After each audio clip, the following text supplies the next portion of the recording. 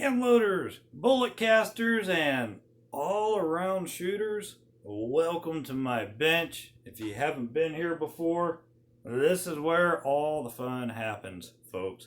If you're not a hand loader, if you're not a bullet caster, pull up some space up my bench. I'm going to show you a few things. And I spoke recently about round capacity, which is just a little bit slightly off of the topic that I usually go over. But I think it needs to be addressed because a lot of people are really, obsessed with getting 30 rounds in their handgun. And I sometimes think that maybe they're not, learning to be proficient enough with it. I mean, it doesn't matter how many rounds you have. You need to learn to be, that word, proficient with those rounds. So let us for a little while take the emphasis off of round capacity and let's focus on, just what matters most. And I did a review of this GP100 and 44 Special. It's a 5-round gun. A lot of my guns are like this now, 5 rounds, 6 rounds, 7 rounds. Pretty low capacity. I never give it much thought because they work and I know how to use them and I like them and I'm comfortable with them. So I understand that others are not comfortable with it and they want something with more, maybe 10, maybe 12, maybe 30, maybe a drum mag with 100. I don't know. Whatever it is that you use, it's important that you are comfortable with it, you know how to use it. And you can also feed it and get, the best bang for your buck out of it. Because if you can't do that, you're probably not going to train with it, which means you're not going to be all that good with it. So I want to focus on 5 rounds. I like 5 rounds. And I don't carry, extra ammo. 5 is a good number. I like it. And I'm not going into hot zones either. I'm not going down parts of town that I shouldn't be in either. I live out in the country and sometimes I go to town. And, you might have the same situation and still opt to carry, a 30-round magazine. That's just fine. But like I said, your attention and your use and all that stuff, your environment, places you go, your training level, there's so many factors.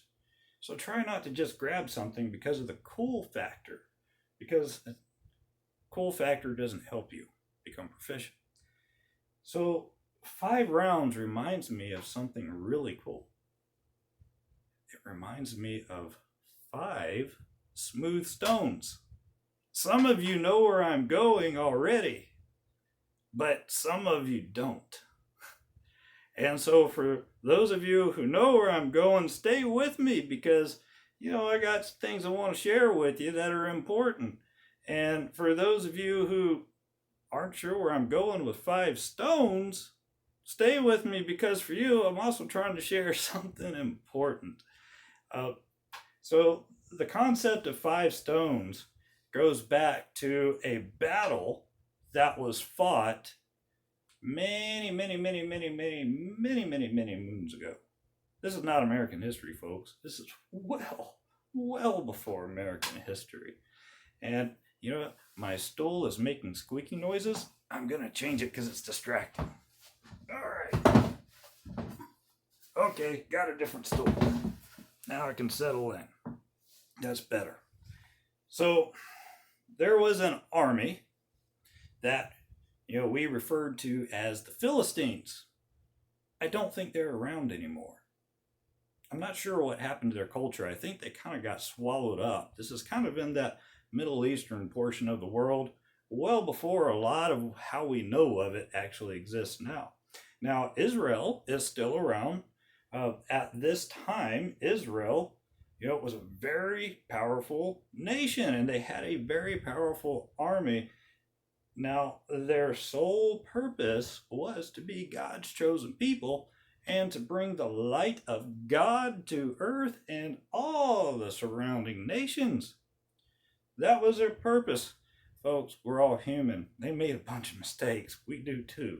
It's normal. They kind of, so some of the mistakes they made ended up causing them to get, kind of overthrown once or twice. They didn't always win the battles, but I'm telling you what, when they did, oh, buddy, they swept the floor because the Lord was their number one priority.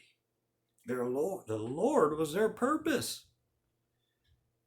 And this Philistine army wanted to rise up against Israel, man. They lived for the battle. They were the ultimate warrior. We don't have warriors like this anymore, and it's probably a good thing. But these guys come from a culture where war was the centerpiece, and men were warriors. Boys were warriors. Yeah, even toddlers were probably a warrior of some form also. War started as soon as the child could grab something in his hand. That's when the training started. These guys were fierce. Israel, they came from a line of brick makers. They were not natural born warriors, but they did pretty well for themselves because the Lord had a plan for them. And the Lord was not going to allow other countries to dominate them, assuming Israel was right with the Lord and doing as the Lord wanted. And so this Philistine army decides they're going to wage war against Israel. And this young shepherd boy, David, actually becomes the centerpiece, the main character, because the Philistines had this giant.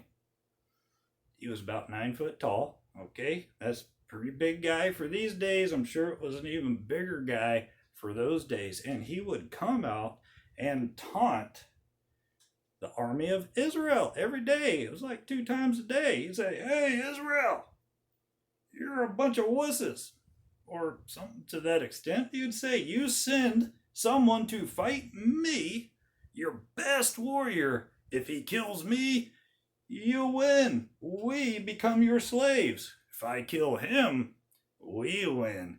You become our slaves." Oh boy, this mighty army of God was shaking in their boots. It's kind of sad to think that they would be afraid of the Lord. They were the army of the Lord. Well, David is actually a shepherd boy, pretty lanky kid. He's just showing up to bring his brothers, who are, fighters, warriors, some supplies, some food. And he was busy tending sheep. That was his real job. He tended his father's flock. So he would come from time to time, and at some point in time, this Goliath giant came out and taunted Israel. David witnessed this. David had always had a heart for serving God. David had his mind on what was right. He had his mind on the Lord since of young. When he tended sheep, he cared for the sheep just the way our Lord, our good shepherd, Jesus Christ, tends to his people. In fact, Jesus Christ came from his line. But I don't want to digress too much. So he witnesses Goliath make this challenge. And David has a moment of righteous indignation, and he says, "Who is this uncircumcised Philistine who defies the army of God?" This little kid, man, he's worked up. So he gladly accepts his challenge. And the king of Israel is like, "Really? Okay. Here's some armor. Here's a little helmet. Here's you a sword. Get a little pat on the back. All right, buddy, go make us proud." Oh, good grief, poor kid. Well, David says, "This stuff is too heavy. I've never used it before. I don't know how to fight with a sword, but I have fought bear. I have fought lion. When they have attacked my sheep, I have taken them out of the mouth of the lion, out of the mouth of the bear, and I have taken them by the hair and killed them with my hands. I don't know how you guys fight, but I know how I do. And I'm not afraid. I will take the tools of my trade. You can have your armor. You can have your weapons. David did what we need to do. He chose to fight and arm himself with what he knew. He didn't go out and grab a whole bunch of gear because it was cool. There's a name for that, guys. I'm not going to say it, though. You know what I'm talking about. So he says, I'm pretty good with a slingshot, but I think I'm going to grab me 5 smooth stones. So he goes, he grabs 5 smooth stones from the creek bed. He comes back, and this giant says, "This is the guy that you want to fight me? I'm insulted. Do you think I am a dog that I would fight this kid that's bringing me sticks?" Well, anyways, Goliath is probably a little bit tired of sitting there in his fob wondering when they're going to go to war. So he says, "Okay, this is what I got. Let's make it happen." The two of them go towards each other. David shows no fear whatsoever. He does not care that he is about to go to war with a 9-foot giant that weighs as much as a Toyota Corolla, and he's heavily armed.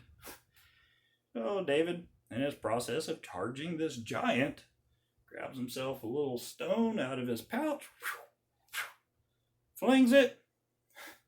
Oh man, it was over so quick, it was actually kind of sad. That stone penetrated Goliath's forehead. It didn't hit and bounce off, and Goliath go, "Oh gosh." And Goliath was wearing a helmet, wore the helmet, and he was still killed by this little shepherd boy with his slingshot. He carried more ammo than what he needed for that situation. 1 round did it. And once that giant was hit, and the word of God says that the stone went into his skull. Giant fell face down to the ground. David hasn't skipped a beat, folks.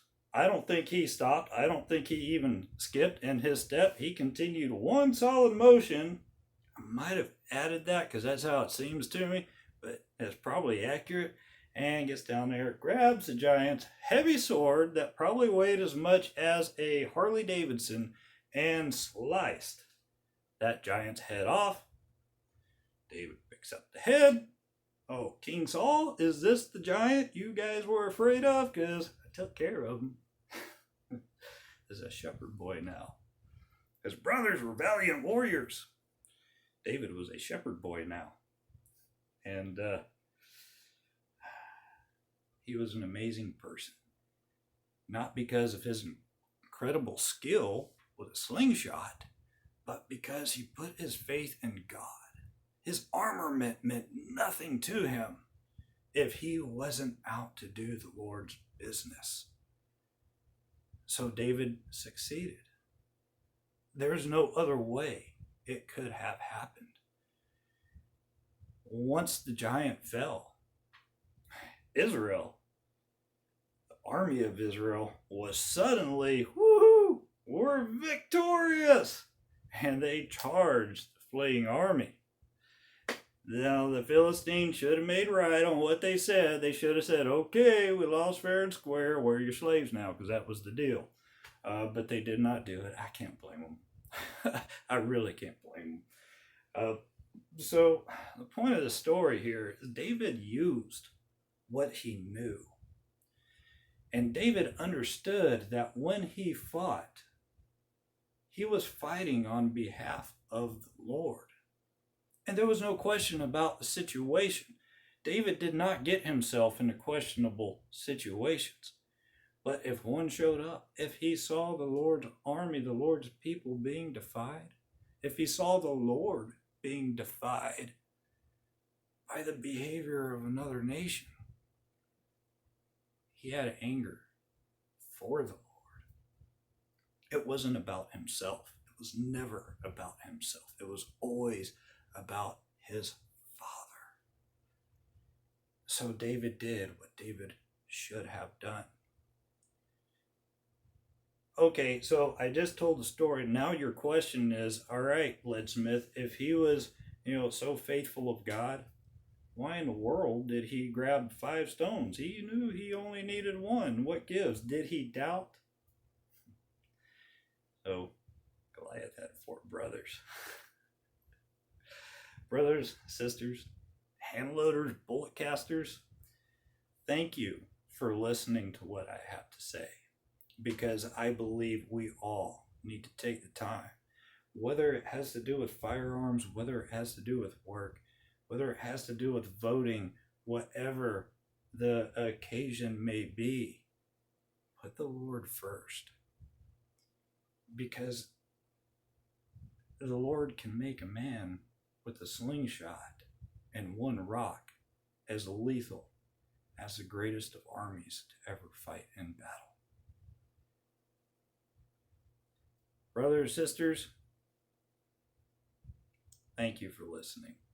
Like, subscribe, and I'm not sure what else I have coming for you as far as this stuff goes, but do it anyways. Thank you, and God bless you.